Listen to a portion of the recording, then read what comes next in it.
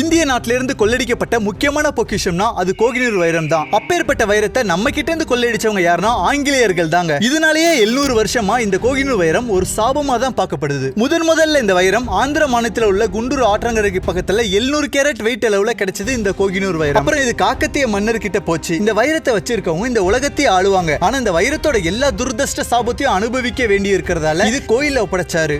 அப்புறம் 13ஆம் நூற்றாண்டுல டெல்லி சுல்தான் அல்லாவுதீன் கில்ஜியோட தென்னிந்திய படையெடுப்புல கொள்ளடிக்கப்பட்ட கோகினூர் வைரம் அல்லாவுதீன் கில்ஜி கிட்ட போச்சு. அப்புறம் சில மாதங்கள்லயே அல்லாவுதீன் கில்ஜி நோய்வாய்ப்பட்டு இறந்துட்டாரு. இதுவும் ஒரு சாபக்கேடா தான் பார்க்கப்பட்டுச்சு. அடுத்து 1738ல டெல்லியை ஆண்ட நாதர் ஷா கிட்ட போகுது. கோகினூர் வைரம் மோகத்தால சொந்த படையினரே இவரை கொன்னுட்டாங்க. அப்புறம் 1849ல துலீப் சிங் கிட்ட போகுது. இதை தெரிஞ்சுக்கிட்ட ஆங்கிலேயர்கள் சூழ்ச்சி பண்ணி கடைசியா குயின் விக்டோரியா கைப்பற்றுறாங்க. இந்த வைரத்தை ஆண்கள் அணிஞ்ச சாபக்கேடா இருக்கிறதுனால பெண்கள் மட்டுமே அணிய முடிவு பண்ணாங்க. யாருன்னா விக்டோரியா ராணி அலெக்சாண்ட்ரியா முதலாம் எலிசபெத் 2ஆம் எலிசபெத் கிட்ட போச்சு இந்த கோகினூர் வைரம்.